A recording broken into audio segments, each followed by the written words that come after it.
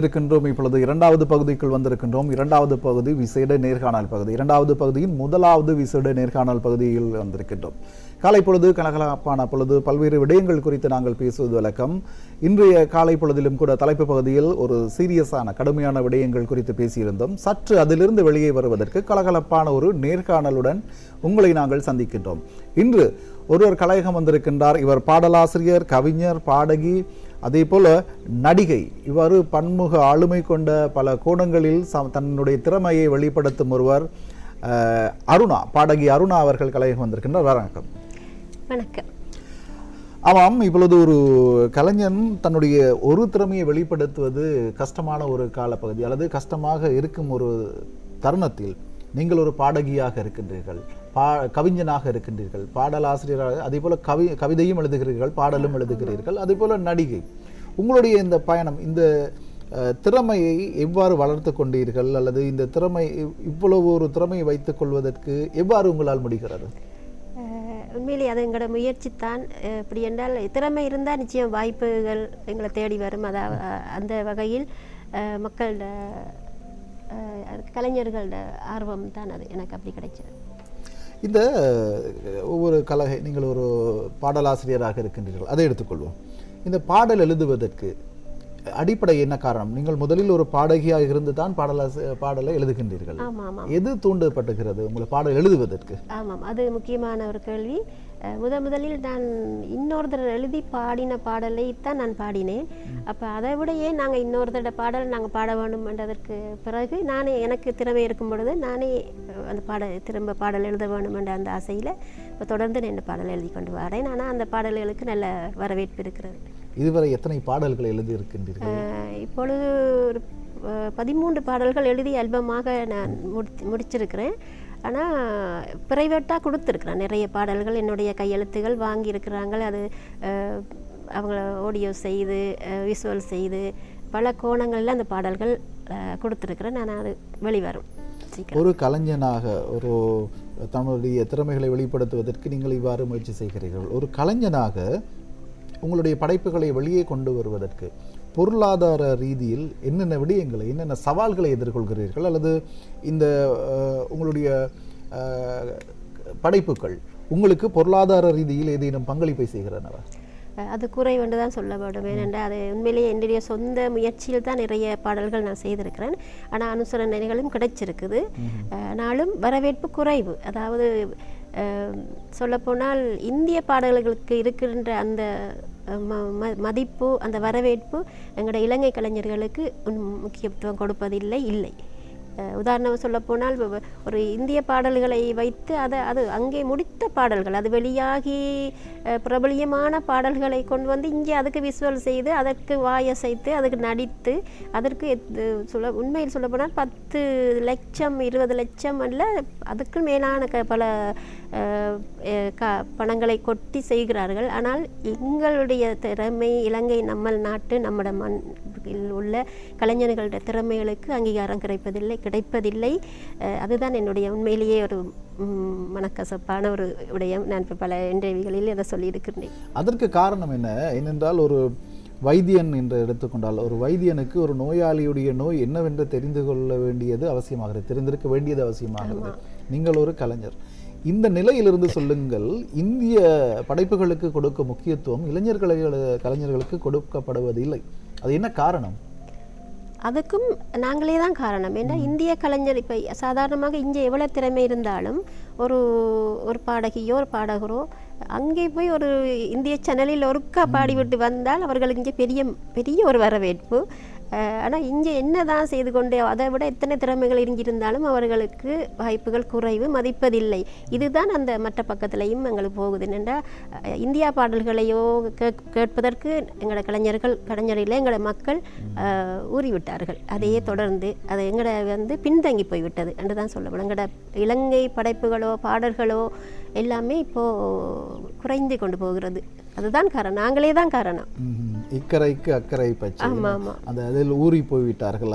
அப்பொழுது அவர்களுடைய மனப்பாங்கு மாற்றமடைய வேண்டும். எங்களுடைய பாடல்களை எங்களுடைய பாடல்களை இப்போ ஒரு வானொலியில் போனால் கூட அதற்கென்று ஒரு அங்கீகாரம் குறைவு சினிமா பாடல்கள் என்றால் ஆனால் அதை விட நன்றாக இருக்கிறது எங்களோட பாடல்கள் உண்மையிலேயே. ஆனால் இன்னொன்று அதற்கண்டு எங்களுடைய ஒளிபரப்பு கூட்டுத்தாபனங்களுக்கும் அது சில ஒரு குறைகள் இருக்கிறது. எங்களோட பாடலுக்கென்று ஒரு நாளுக்கு அரை மணித்தியாலம் தான் அதுக்கு கொடுக்குறாங்களா, ஒரு அரை மணித்தியாலம் தான் கொடுத்து அந்த பாடல்களை ஒளிபரப்பு செய்கிறார்கள். ஆனால் நாள் முழுக்க இந்திய பாடல்கள் தான் ஒளிபரப்பப்பட்டு கொண்டிருக்கிறது. உண்மையில் கலைஞர்கள் தனது திறமைகளை வெளிப்படுத்துவதற்கு பல்வேறு சவால்கள் இருக்கின்றன. அதனையும் தாண்டி தான் ஒரு சாதனையை செய்ய வேண்டியவர்களாக இருக்கின்றீர்கள். சரி, பேசலாம், ஆழமாக பல விடயங்கள் இருக்கின்றது. அண்மையில் உங்களால் வெளியிடப்பட்ட ஒரு பக்தி பாடல், அதனை பார்த்துவிட்டு அந்த பாடலை குறித்து பேசலாம். அந்த பாடலை இப்பொழுது நாங்கள் பார்க்கலாம், பார்த்துவிட்டு அது குறித்து நீங்கள் பேசலாம்.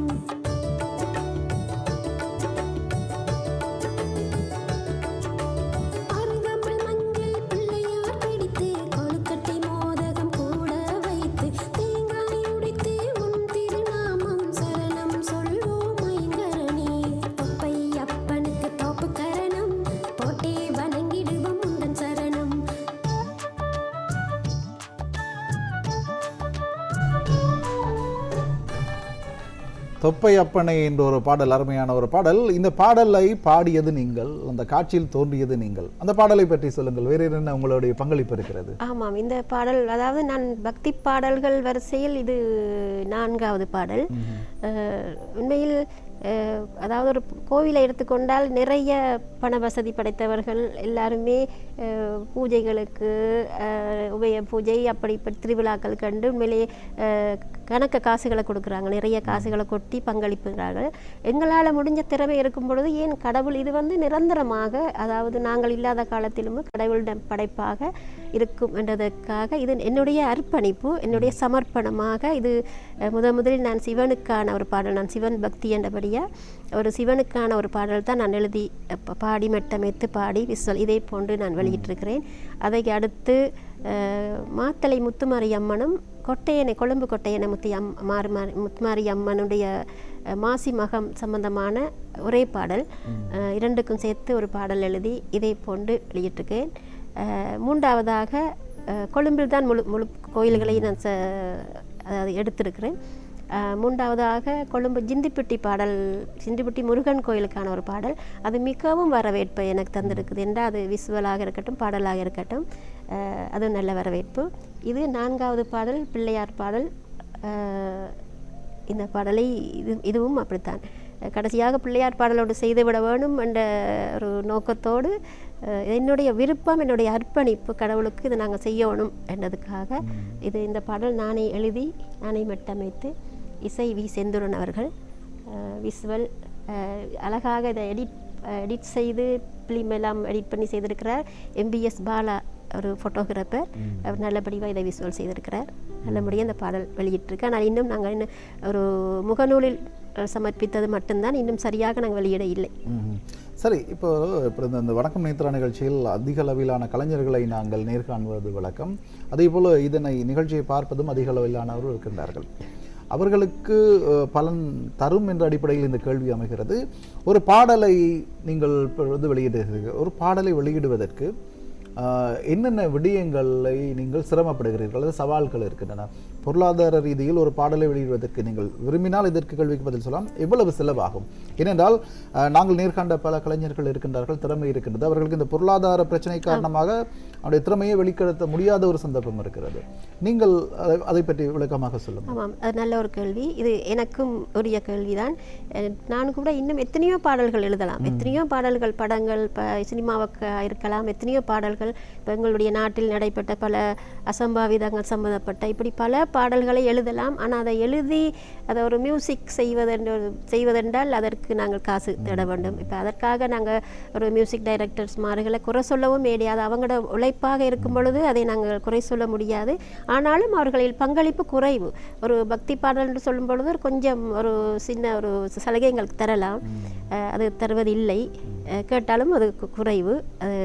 அதனால் அதை குறை சொல்வதற்கும் இல்லை, இருந்தாலும் பங்களிப்பு குறைவு. அதை போன்று தான் உண்மையிலே இதை இப்போ நானாவது இந்த அளவுக்கு செய்திருக்கிறேன் ஒரு முயற்சியில். இதை விட என்னை விட திறமைசாலிகள் நிறைய இருக்கிறார்கள், பாடல் எழுதக்கூடியது பாடக்கூடியது.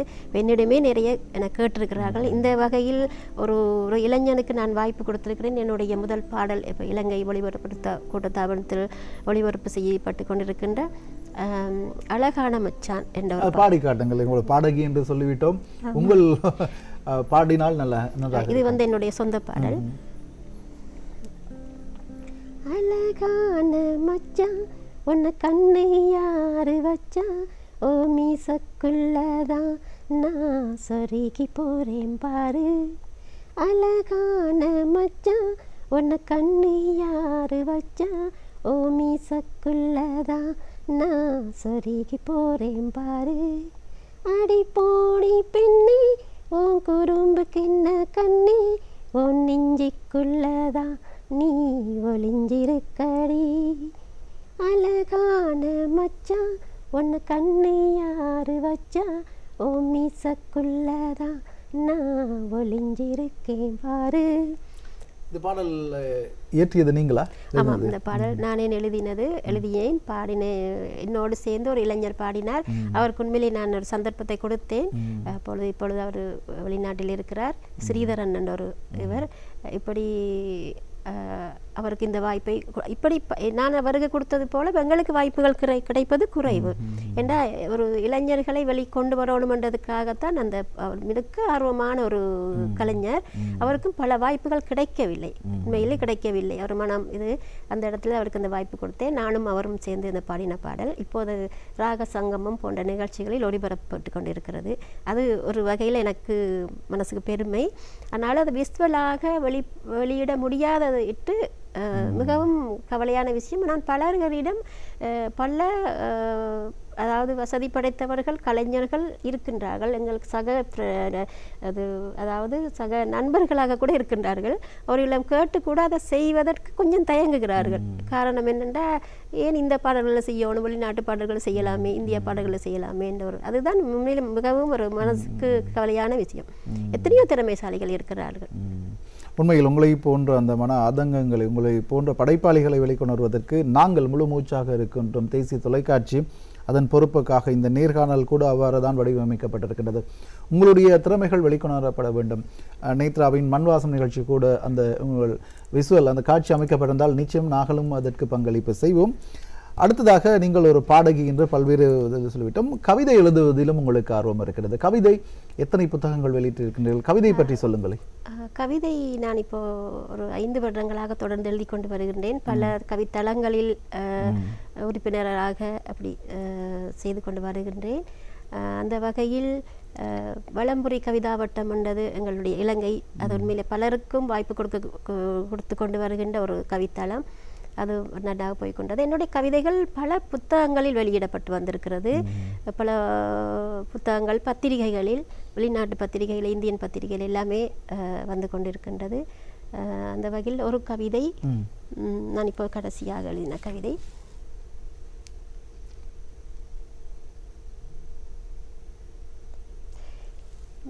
இந்த கவிதை வாசிப்பதற்கு முன், அதாவது இப்பொழுது இந்த காதலை சொல்ல போனால், காதலை எல்லாரும் ஒரு துட்பிரயோகம் செய்கிறார்கள். இந்த புனிதமான ஒரு வார்த்தையை வைத்துக்கொண்டு எல்லாரும் அதை வீணாக்குகிறார்கள் என்ற அந்த நோக்கில் இந்த ஒரு கவிதை.